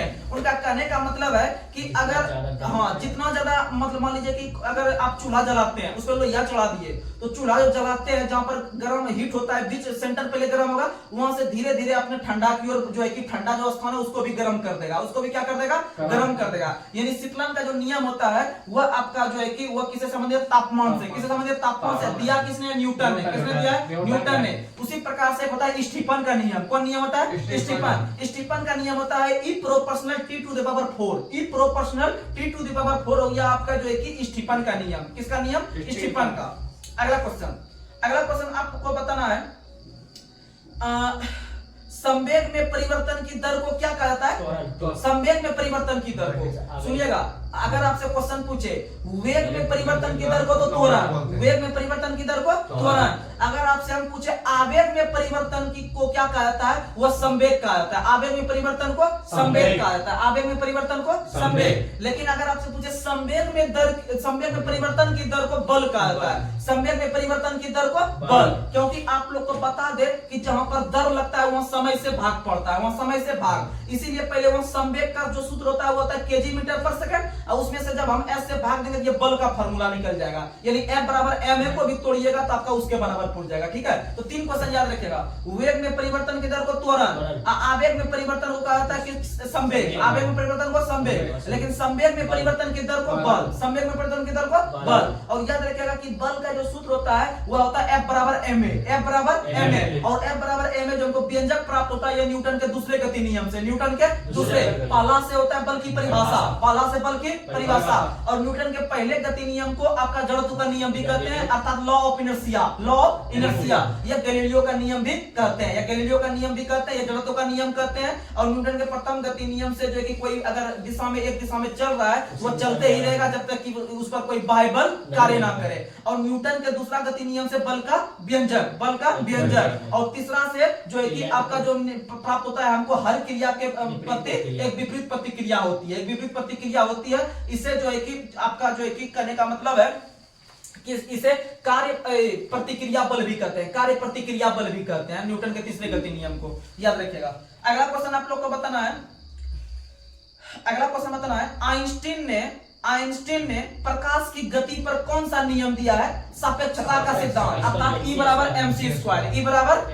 और याद रखिएगा आइंस्टीन को नोबेल पुरस्कार का जो दिया प्राप्त हुआ था 1921 में, कब दिया गया था, 1921 में। और याद रखिएगा E बराबर mc स्क्वायर जो दिया था 1905 में, कब दिया था, 1905 में। अगला क्वेश्चन आप लोग को बताना है,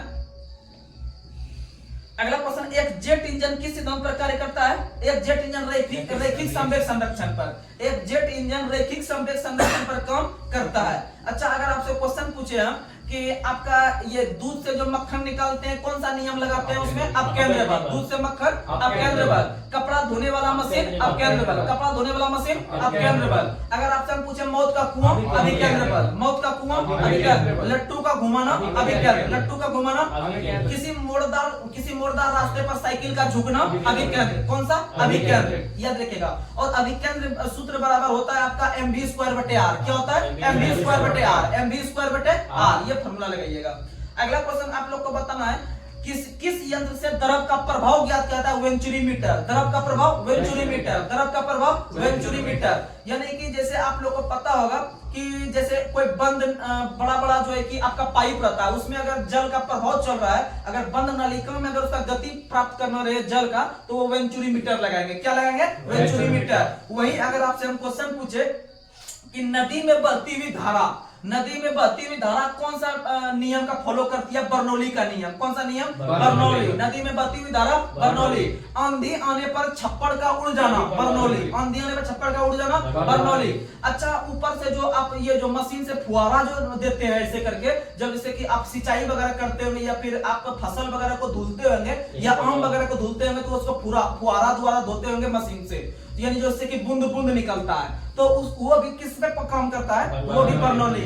अगर ये जो बिजली का पंखा है आपका, ये जो सीलिंग फैन है, ये जो बिजली देने पर चलता है, ये भी बर्नौली का नियम का पालन करता है, कौन सा नियम, बर्नौली। और याद रखिएगा ये जो पंखा है, यह पंखा का आविष्कार किसने किया है, व्हीलर ने, किसने किया है, व्हीलर ने। पंखा का आविष्कार व्हीलर ने, पंखा का आविष्कार व्हीलर ने। रेडियो का आविष्कार मार्कोनी, रेडियो का आविष्कार मार्कोनी। बेतार का तार मार्कोनी, बेतार का तार मार्कोनी। मोबाइल फोन का मार्टिन कूपर, मोबाइल फोन का मार्टिन कूपर। और टेलीविजन का जेयर बेयर, टेलीविजन का जेयर बेयर। वहीं अगर पूछे साइकिल का, तो साइकिल का खोज किसने किया है, साइकिल का खोज किसने किया है, साइकिल का खोज किया है मैकमिलन ने। साइकिल का खोज किसने किया है, मैकमिलन। साइकिल का खोज किसने किया है, मैकमिलन। लेकिन उसका टायर का खोज किया डनलप ने, टायर का खोज किया डनलप ने, किसने किया है, डनलप ने। तो ये सब याद रखिएगा। वहीं अगर आपसे पूछे स्कूटर का खोज किसने किया है, जी ब्राटशा, किसने किया है, जी ब्राटशा। स्कूटर का खोज जी ब्राटशा। लेकिन मोटरसाइकिल का खोज किया है आपका डेमलर, किसने किया है, डेमलर। और कार का आविष्कार किया है कार्ल बेंज ने, कार्ल बेंज ने। कार का आविष्कार किया है कार्ल बेंज ने, याद रखिएगा। अगला क्वेश्चन आप लोग को बताना है परिस्थितिकी दाब का मतलब क्या होता है, या वायुमंडलीय दाब का मतलब क्या होता है, बार। क्या होता है, बार। वायुमंडलीय दाब या परिस्थितिकी दाब का मतलब बार। और याद रखिएगा अगर ऑप्शन में बार होता है तो सही है, नहीं तो इसके बदले में आपको न्यूटन पर मीटर स्क्वायर देगा। क्या देगा, न्यूटन पर मीटर स्क्वायर। यह आपको इसके बदले में टॉर देगा। क्या देगा, टॉर। टॉर तो आकर चंद बिंदु टॉर, यह भी वायुमंडलीय दाब का मात्रक है टॉर। यह बड़ा मात्रक होता है टॉर, वही थोड़ा छोटा मात्रक होता है इसका जो है कि आपका बार। क्या होता है, बार। और याद रखिएगा एक बार बराबर होता है आपका 10 टू द पावर 5 न्यूटन पर मीटर स्क्वायर। एक 10 टू द पावर 5 न्यूटन पर मीटर स्क्वायर होता है एक बार का मान, याद रखना है। और वायुमंडलीय दाब का मतलब भी क्या होता है, बार। अगला क्वेश्चन आप लोग को बताना है, अगला क्वेश्चन आप लोग बताइए पानी का घनत्व कितना केजी होता है, 1 केजी। कितना होता है, 1 केजी। अगर ग्राम में यूज कीजिएगा सवाल हो तो 1000 ग्राम यूज होता है, 1000 ग्राम, याद रखिएगा। अच्छा, सार्वत्रिक विलायक के नाम से किसे जानते हैं, पानी को। सार्वत्रिक विलायक पानी को। अच्छा, आप लोग को बताना है कि एक आग जल रहा है और एक आपका पानी उबल रहा है, तो बताइए सबसे अधिक गुप्त ऊष्मा किसमें होगा, पानी जो उबल रहा है उसमें होगा गुप्त ऊष्मा। याद रखिएगा आपका भाप का गुप्त ऊष्मा सबसे अधिक होता है, भाप का गुप्त ऊष्मा सबसे अधिक होता है। इसीलिए जो है कि उसमें जो है कि आपका हाथ अगर चल जाए तो उसमें सबसे अधिक आपको घातक तो जो है कि जलन होगा, याद रखिएगा। अगला क्वेश्चन आप लोग को बताना है, मनुष्यों के लिए शोर की ध्वनि कितना से कितना डेसिबल, 75 से 80। 75 से 80। मान लीजिए हम लोग हल्ला कर रहे हैं, एक दूसरे से लड़ाई कर रहे हैं, तो डेसिबल जो उत्पन्न होगा 70 से 75। वहीं पर अगर जो सांस लेने में जो डेसिबल उत्पन्न होता है वो कितना होता है, वो सांस लेने में आपका 5 डेसिबल होता है। सांस लेने में 5 डेसिबल, सांस जो ले रहे हैं हम 5 डेसिबल। और आपस में अगर हम साधारण बातचीत कर रहे हैं तो आपका 30 से 35 होगा। साधारण बातचीत में 30 से 35, 30 से 35। और हमारा कान अधिकतम 95 डेसिबल तक सुन सकता है। कितना डेसिबल, 95 डेसिबल। इससे अगर सुन रहे हैं आप लगातार तो आपकी कान खराब हो सकती है, आपकी कान खराब हो सकती है, याद रखिएगा। अगला क्वेश्चन, और डेसिबल जो होता है ध्वनि का मात्रक होता है। डेसिबल किसका मात्रक होता है, ध्वनि का मात्रक होता है। और याद रखिएगा ये इसका जो 1/10वां भाग होता है वो बेल होता है। क्या होता है, बेल। बेल का 1/10वां भाग डेसिबल होता है, याद रखिएगा। अगला क्वेश्चन आप लोग को बताना है, प्लास्टिक का गलनांक कितना डिग्री सेल्सियस होता है, 47। प्लास्टिक का गलनांक 47।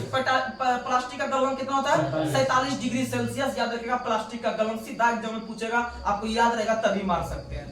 अगला क्वेश्चन आप लोग बताइए, कैलोरीमीटर किस तत्व का बना होता है, तांबा का। कैलोरीमीटर किसका बना होता है, तांबा का। और याद रखिएगा तांबा का लैटिन नाम होता है क्यूप्रम। तांबा का लैटिन नाम क्यूप्रम। और वर्तमान समय में तांबा का सबसे अधिक उत्पादन कौन करती है, मध्य प्रदेश। कौन करती है, लेकिन तांबा के लिए प्रसिद्ध खान खेतड़ी। तांबा के लिए प्रसिद्ध खान खेतड़ी, याद रखिएगा। और याद रखिएगा कि आपका सोना को थोड़ा मजबूती प्रदान करने के लिए तांबा मिलाया जाता है। क्या मिलाया जाता है, तांबा मिलाया जाता है, यानी कॉपर मिलाया जाता है। अगला क्वेश्चन आप लोग को बताना है, मृत तृष्णा बनने का कारण क्या है, पूर्ण आंतरिक परावर्तन। मृत तृष्णा जिसे हम लोग जो कहते हैं, जो मरुस्थल वगैरह में बनता है, जो मरुस्थल वगैरह में जो कि एक हिरन का कहानी है इसके पीछे। हिरन जो कि मरुस्थल को देख के जा रहा था, वहां पर लग रहा है पानी है। जैसे आप लोग सड़क पे चलते हुए हलकतरा वाला सड़क पे, तो आपको लगता होगा आगे पानी है, इसे जो चिपचिपा दरब है, लेकिन वहां जाते हुए फिर लगता होगा कि आगे है, फिर वहां जाते हुए लगता होगा आगे है। धूप समय देखने के लिए मिलता है, जब धूप रहता है पूरा रोड पे, तो उस समय तो अर्थात उसी तरह से मरुस्थल में एक हिरन था, आगे चलकर चलता था, लगता था वहां पर पानी मिलेगा पी लेंगे, फिर उससे आगे बढ़ता था, लगता था वहां पर पानी पी लेंगे। इसी तरह चलते चलते जो है कि वो मृग जो है ना तृष्ण हो गया, अर्थात वो जो है कि उसका मृत्यु हो गया। क्या हो गया, मृत्यु। अर्थात मृग तृष्णा जो नाम पड़ा है वह उसी तरह से नाम पड़ा है, वह पूर्ण आंतरिक परावर्तन के कारण उसका रोड दिखता है। पूर्ण आंतरिक परावर्तन यानी TIR, टोटल आपका जो होता है आपका इंटरनल जो है कि रिफ्लेक्शन के कारण, TIR पूर्ण आंतरिक परावर्तन। अगला क्वेश्चन, और हीरा भी जो चमकता है किसके कारण, पूर्ण आंतरिक परावर्तन। हीरा भी चमकता है पूर्ण आंतरिक परावर्तन, याद रखिएगा। अगला क्वेश्चन आप लोग को बताना है, प्रासरव तरंग को उत्पन्न कर सकता है कौन सा जानवर, चमगादड़, कुत्ता, बिल्ली, ये सब या प्रासरव तरंग। अच्छा, मनुष्य जो सुन सकता है सरब, मनुष्य जो सुन सकता है सरब। और याद रखिएगा कि आपका 3 प्रकार का तरंग होता है, अश्रव, अश्राव, यानी अ से हो गया अश्रव 20 हर्ट्ज से नीचे, अश्रव हो गया 20 हर्ट्ज से 20,000 हर्ट्ज के बीच, और हो गया आपका प्रासरव तरंग जो हो गया वो 20,000 हर्ट्ज से ऊपर। और पहला का जो नाम है इंग्लिश में इंफ्रासोनिक, दूसरा जो ऑडिबल, और तीसरा है अल्ट्रासोनिक, तीसरा है अल्ट्रासोनिक। और याद रखिएगा इंफ्रारेड किरण जो होता है वो अलग होता है, इंफ्रारेड किरण जो होता है वो अलग होता है। अगला क्वेश्चन आप लोग को बताना है, अवरक्त तरंग का खोज किसने किया, हर्सेल। अवरक्त विकिरण का खोज हर्सेल, अवरक्त विकिरण। अच्छा, गामा किरण पॉल विलार्ड, गामा किरण पॉल विलार्ड, गामा किरण पॉल विलार्ड। लेकिन गामा किरण का नामकरण किसने किया, रदरफोर्ड। गामा किरण का नामकरण रदरफोर्ड।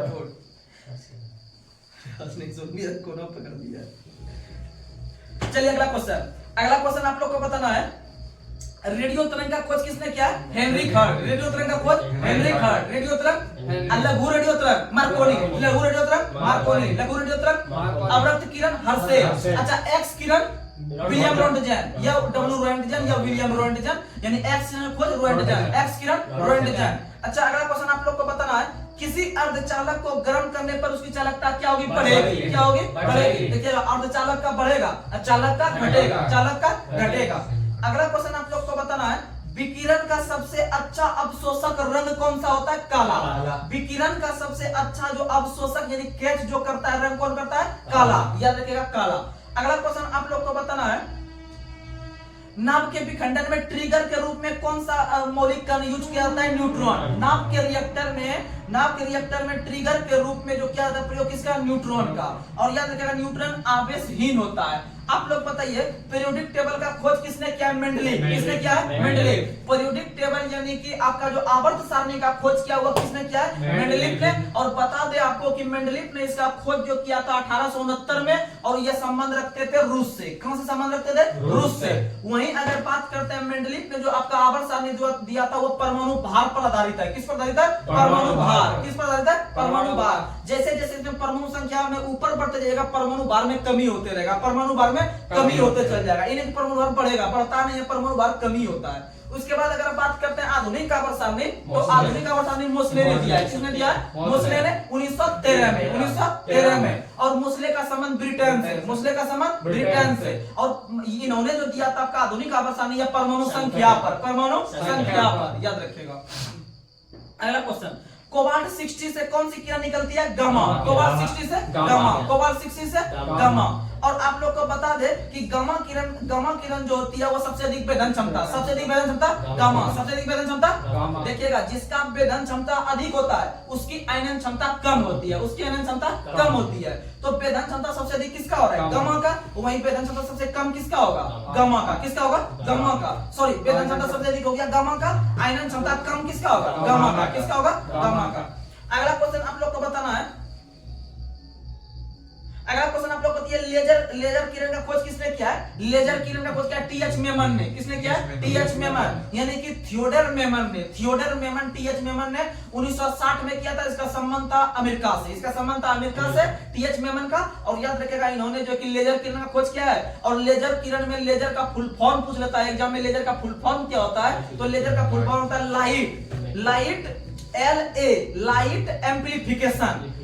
L से लाइट, A से एम्प्लीफिकेशन, लाइट एम्प्लीफिकेशन। अब या S का पारी, तो light amplification stimulated, light amplification stimulated and emission of radiation. तो एक बार फिर से, light amplification and stimulated emission of radiation. ये हो गया आपका लेजर का खोज, लेजर का फुल फॉर्म। और लेजर का खोज टी.एच. मेमन ने 1960 में। इसका संबंध अमेरिका से, इसका संबंध कौन से था? अमेरिका से। उसी प्रकार से आपका फुल फॉर्म पूछता है रडार का फुल फॉर्म, रडार का RAD है, तो इसका फुल फॉर्म है radio detection and ranging, radio detection and ranging. उसी तरह से एक और फुल फॉर्म है सोनार। तो सोनार जो कि नौ संचालक में यूज करता है सोनार का, तो उसका फुल फॉर्म था sound navigation and ranging, sound navigation and ranging. यानी सोनार ने ध्वनि तरंग का प्रयोग कर रहा है। सोनार ने किसका प्रयोग कर रहा है? ध्वनि तरंग का, याद रखिएगा। अगला क्वेश्चन आप लोग को बताना है, एक इलेक्ट्रॉन वोल्ट कितना जूल के बराबर होता है? एक इलेक्ट्रॉन वोल्ट होता है 1.6 10⁻⁻⁹ जूल के बराबर होता है एक इलेक्ट्रॉन वोल्ट, याद रखिएगा। अगला क्वेश्चन आप लोग को बताना है, टेलीफोन लाइन में कौन सी ऊर्जा बहती है? विद्युत ऊर्जा। टेलीफोन लाइन में विद्युत ऊर्जा, टेलीफोन लाइन में विद्युत ऊर्जा। अच्छा, टेलीफोन का खोज किसने किया है? Graham bell. टेलीफोन का खोज ग्राहम बेल, टेलीफोन का खोज ग्राहम बेल। वहीं अगर आपसे पूछा टेलीविजन का, J.L. बेयर, टेलीविजन का J.L. बेयर। अगला क्वेश्चन आप लोग बताना है, विद्युत मोटर का खोज किसने किया? विद्युत मोटर का खोज किया जैकोबी ने। विद्युत मोटर का खोज किसने किया? जैकोबी ने। किसने किया? जैकोबी ने। अगला क्वेश्चन आप लोग को बताना है, एलिमेंट्स पुस्तक के लेखक कौन है? यूक्लिड। कौन है? यूक्लिड। एलिमेंट्स पुस्तक के लेखक है यूक्लिड। एलिमेंट्स पुस्तक के लेखक है यूक्लिड। और वही यूक्लिड को एल्गोरिथम का पिता कहा जाता है, वही यूक्लिड को एल्गोरिथम का पिता कहा जाता है, एल्गोरिथम या एल्गोरिथम का पिता कहा जाता है, याद रखेगा। और लघु गणक होता है वो, लघु गणक का खोज किया था जॉन नेपियर ने। किसने किया था? John Napier. लघु गणक का खोज जॉन नेपियर, लघु गणक का खोज जॉन नेपियर। अगला क्वेश्चन आप लोग को बताना है कि भारी जल का क्वथनांक बिंदु कितना होता है 101.4। देखिएगा, समझिएगा, साधारण जल जो है, साधारण जल यानी कि आपका जो मतलब सिंपल वाला जल होता है, वो उसका जो क्वथनांक बिंदु है वो पक्का पक्की 100 डिग्री वो उबलने लगता है। लेकिन अगर उसमें से थोड़ा सा जोड़ देते हैं, 101.4 कर देते हैं, तो भारी जल का भी क्वथनांक आता है। भारी जल का भी क्वथनांक याद रखिएगा। भारी जल का खोज 1932 ईस्वी में यूरे एवं बॉस्फोर ने किया था। किसने किया था? यूरे एवं बॉस्फोर ने। और ये जो है कि 7000 अगर हम भाग मिलाते हैं सिंपल जल, तब हमको एक भाग मिलता है कठोर जल या भारी जल, जो जिसमें कि झाग आसानी से उत्पन्न नहीं होता है। याद रखिएगा। तो आइए आज का लास्ट सवाल आप लोग बताइएगा। आप लोग, सारेल के वृक्ष में कौन सा अम्ल होता है? बेंजोइक अम्ल। सारेल के वृक्ष में ऑक्जेलिक अम्ल। सारेल के वृक्ष में ऑक्जेलिक अम्ल। सारेल के वृक्ष में ऑक्जेलिक अम्ल। टमाटर में भी ऑक्जेलिक अम्ल। टमाटर में भी ऑक्जेलिक। और जो याद रखिएगा, पत्ती हो गया, घास हो गया, ये सब में बेंजोइक, ये सब में बेंजोइक। और याद रखिएगा, दवाई बनाने में भी बेंजोइक, दवाई बनाने में भी बेंजोइक। और याद रखिएगा, टमाटर में ऑक्जेलिक। अगर आपसे पूछे इमली में टार्ट्रिक, इमली में टार्ट्रिक। अगर आपसे पूछे सिरका में एसिटिक, सिरका में एसिटिक, सिरका में एसिटिक। नींबू में साइट्रिक, नींबू में साइट्रिक। और मक्खन में ब्यूट्रिक, मक्खन में ब्यूट्रिक। गेहूं में ग्लूमेटिक, गेहूं में ग्लूमेटिक, गेहूं में ग्लूमेटिक। अगर आपसे पूछे बिच्छू के डंक में मेथोनोइक, बिच्छू के डंक में मेथोनोइक, बिच्छू के डंक में मेथोनोइक। तो ये सब चीज याद रखने का कोशिश कीजिएगा। तो आइए, आप लोग कमेंट बॉक्स में जो कमेंट का जवाब देते हैं, तो उस पर उसका हमें बहुत जो है कि इंतजार रहता है कि आप लोग जो कमेंट करते हैं उसका हम रिप्लाई देते हैं कि आपका आंसर सही है। तो बहुत जो है कि विद्यार्थी इसका सही आंसर देते हैं, और जो है कि जो नहीं दे रहे हैं वो भी देने का प्रयास कीजिए। इससे हमें यह अनुभूति होता है कि आपने हमारा जो वीडियो है या हमारा जो मेहनत है ये साकार हो रहा है, और आप जो है कि इसे देखने का प्रयास कर रहे हैं। और जो है कि आप लोग लाइक जरूर कीजिएगा चैनल को। तो लाइक करने से क्या होता है कि आप अपना जो है कि जो भी आप मेरा चैनल पे आके ये अटेंडेंस के रूप में आप अटेंडेंस बनाते हैं, तो उस रूप में आप उसे चैनल को थोड़ा सा जो है कि लाइक कर दीजिएगा, जिससे कि लाइक की संख्या भी बढ़ जाएगी। और इस तरह से अगर प्यार मिलता रहेगा आपको, तो वह दिन दूर नहीं है जो कि हम एक बड़े मंच पे नजर आएंगे। तो आप लोग जो कि इसी तरह से प्यार बनाइए रखिएगा। तो आइए, आज का सवाल आप लोग के लिए हम रख रहे हैं। तो आज का सवाल आप लोग के लिए है कि फोटोग्राफी में किस अम्ल का प्रयोग होता है? फोटोग्राफी में किस अम्ल का प्रयोग होता है? आप लोग इसका जवाब कमेंट में